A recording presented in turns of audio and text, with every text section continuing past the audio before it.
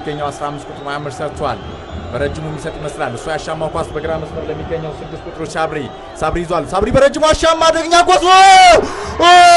ጎል አብዱላሂ ሲሴ ቡርኪና ፋሶ አጥቂ አብዱላሂ ሲሴ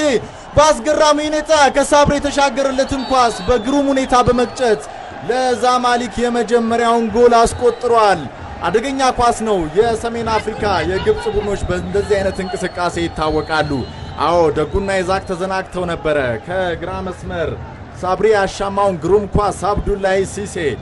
ጨዋታው በተጀመረ ሁለተኛው ደቂቃ ላይ ለዛማሊክ የመጀመሪያውን ጎል አስቆጥሯል እንቅስቃሴው በጣም አዘናግተው ነው ማለት ይችላል ዮናስ የደጉና የይዛክ እንቅስቃሴ ውጤታማ አልነበረም በነገራችን ላይ አብዱላሂ ሲሴ ተጎርቶ ወድቋል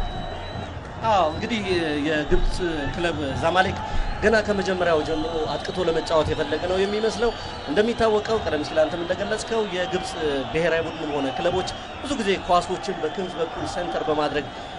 በማጥቃት ጎል በማስቆጠር ይታወቃሉ ዛሬም በአዲስ አበባ ስታዲየም እንግዲህ ያደረጉት ገና ጨዋታው በተጀመረ በጥቂት ደቂቃዎች